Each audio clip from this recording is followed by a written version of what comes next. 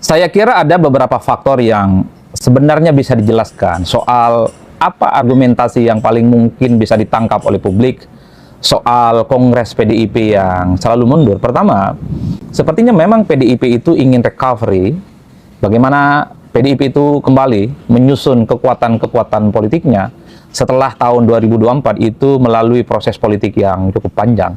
Karena siapapun partai politiknya, ketika menghadapi pemilu serentak di 2024, Pilpres dan Pileg, termasuk juga pilkada serentak di 545 kabupaten, kota, dan provinsi, pastinya partai politik manapun itu mengalami kelelahan yang tidak terhingga.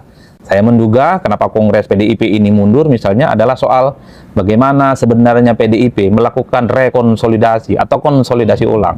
Semacam recovery politik bagaimana PDIP menyusun dan menyatukan kembali kekuatan-kekuatan politiknya hingga fix 100% untuk melakukan kongres.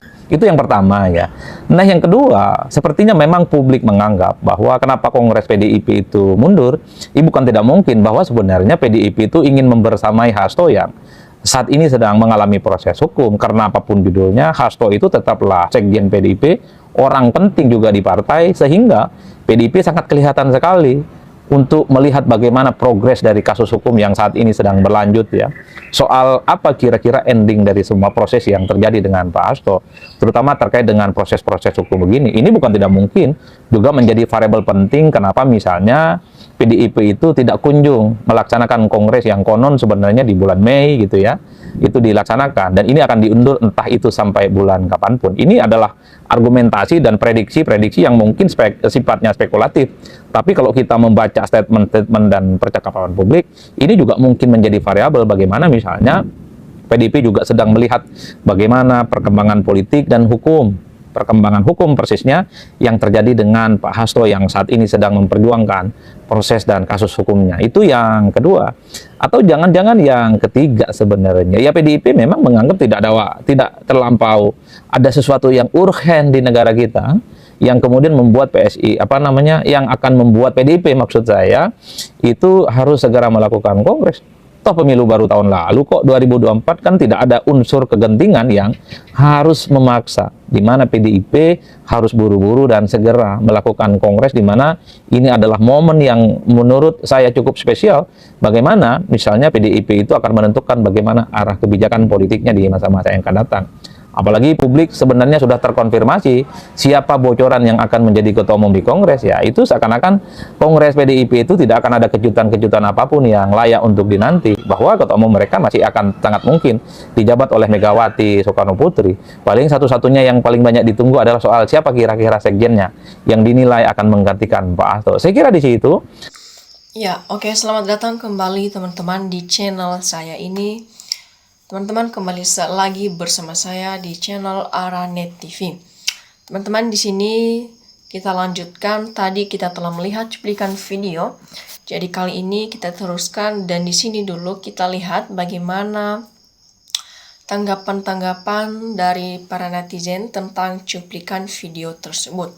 Teman-teman, di sini disampaikan, sekarang rakyat sudah muak dengan institusi kepolisian yang tidak berpihak kepada kebenaran dan kejujuran.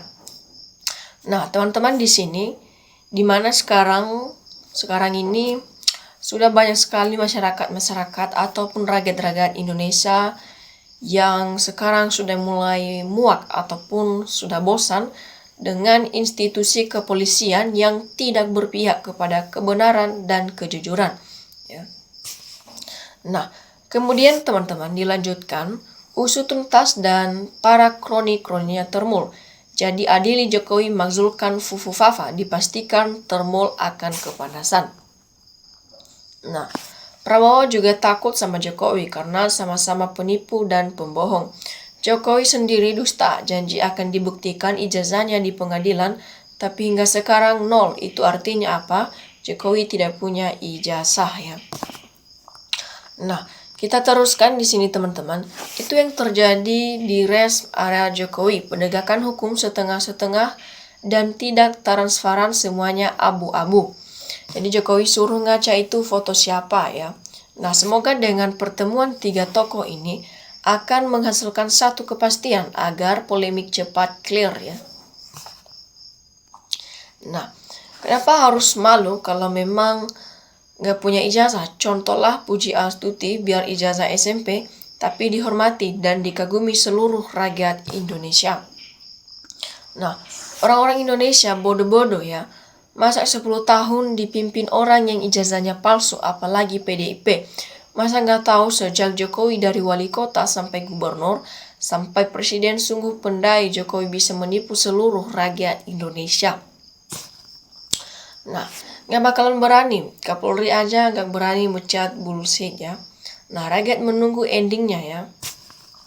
Kemudian di sini teman-teman, mantap buat Pak Jokowi, JK, maju demi kebaikan bangsa ke depannya. Kalau Bapak Prabowo sudah tunjukkan terhadap rekaman ini, semoga bertindak secepatnya agar clear.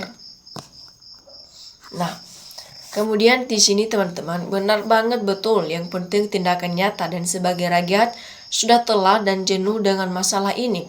Sudahilah dan selesaikanlah masalah ini dengan baik dan benar sesuai hukum dan peraturan yang berlaku hingga transparan serta netral dan adil. Wassalam. Nah, kemudian di sini teman-teman, dengan pertemuan tiga tokoh ini, semua bisa menghentikan kegaduhan negara ini menuju Indonesia yang berkeadilan. Nah, diteruskan di sini teman-teman, Presiden PS terlalu lama bersikap untuk menyelesaikan masalah kecil ini, dibiarkan berlarut-larut. Seorang presiden seharusnya bisa menyelesaikan permasalahan bangsa secara tanpa rasa takut kepada mantan rezim ya. Rakyat akan mendukungmu jika engkau bisa menyelesaikan masalah apapun seperti yang rakyat inginkan, bukan keinginannya Jokowi. Kemudian di sini, pengadilan di Polda harus segera dilaksanakan biar segera terbukti keaslian ijazah Jokowi. Ini semua justru terkesan mengulur waktu karena ada pihak yang ketakutan menghadapi pengadilan. Nah, aku masih ingat kata-kata Pak Yusuf Kala di tahun 2014 yang lampau, kalau negeri ini dipimpin oleh Jokowi, mau jadi apa negeri ini? Ternyata saat terjadi hancur negeri ini, negara diacak-acak, khususnya hukum. Kemudian di sini teman-teman, penyidik ijazah palsu Jokowi langsung kaya raya dan dipecat pun tidak masalah. Sudah waktunya orang-orang hebat mengingatkan orang-orang munafik. Nah, kemudian di sini teman-teman, penyidik bukan gak tahu, pura-pura belum demi kunjungan Pak ya. Nah, pemalsu uang pun bisa ngotot mengklaim uangnya asli. Kita lanjutkan di sini teman-teman, di sini kalau benar punya ijazah asli, mestinya sudah lama ditunjukkan. Jadi, pejabat yang kotor, yang benci Jokowi, yang benci sana Jokowi. Nah, kemudian di sini teman-teman, mestinya DPR pun juga harus turun tangan mengenai ijazah palsu ini ya. Nah, di akhir zaman, kebenaran akan dianggap kebohongan, malah kebohongan akan dianggap kebenaran. Itulah kenyataan pada saat-saat seperti ini. Kemudian teman-teman di sini buktikan, jangan hanya omong-omong, rakyat butuh bukti. Bravo Pak Yusuf Kala. Nah, betul juga kata si Fufu Fafa, telur si Wowo tinggal atu jadi si Wowo sudah tidak punya nyali. Nah, masalah ijazah akan selesai kalau Presiden Prabowo tegas, bukan cuma omong-omong, mestinya buktikan kalau tidak takut sama Jokowi. Nah, serahkan kepada alam agar alam yang akan menghukumnya. Jadi semoga persyaratan menjadi penyidik, hakim, dan perangkatnya lebih diperketat. Bukan hanya pintar, tetapi akhlak, integritas, dan psikologis perlu lebih ketat lagi. Karena hukum adalah banteng keadilan dan tegaknya kebenaran. Nah, saatnya benar adalah benar, waktunya yang salah masukkan dalam selera uji besi. Karena hukum berlaku untuk siapapun, tidak boleh pandang bulu, stop buba, hamburkan uang pada orang ataupun pihak yang salah. Nah, kemudian di sini teman-teman, jaringan penguasa yang ikut serta menutupi ijazah palsu harus mendapat sanksi berat karena negara dan bangsa Indonesia berani dibohongi. Ini jelas kejahatan di pelecehan. Nah, semua permasalahan ingin cepat selesai ya.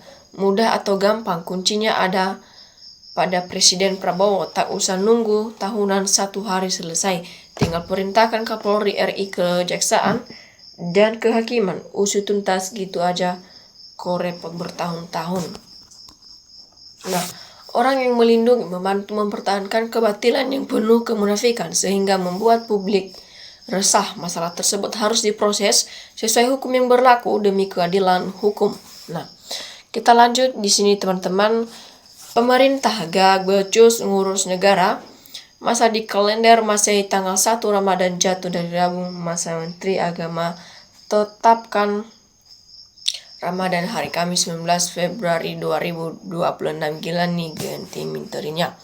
Kemudian teman-teman di sini disampaikan dukung langkah ya Yusuf Kala agar rakor selesai, hukum ditegakkan, kebatilan tak terulang ditiru generasi mendatang ataupun musafir Jepara. Kemudian di sini teman-teman, penegak hukum termasuk kepolisian bermain bukan ingin menyelesaikan. Nah, kucing Asia masih bobok. Kalau masih bakul kayu mungkin tidak digugat karena pejabat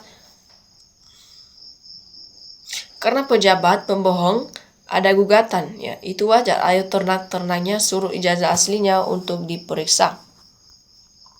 Kemudian di sini teman-teman, ini bisa jadi bumerang bagi pemimpin sekarang kalau nggak segera diatasi kasus ijazah ini karena toko besar sudah buka kerahasiaan. Nah, jangan ada lagi yang memakai ijazah palsu, publik harus tahu. Di sana bohong, di sini bohong, di mana-mana dia tetap bohong. Kemudian di sini penyidik sudah dikendalikan oleh Jokowi. Nah, kelelahan publik semoga bisa diakhiri lewat pertemuan 3 tokoh ini secara elegan. Oke teman-teman, demikian saja cuplikan video kali ini.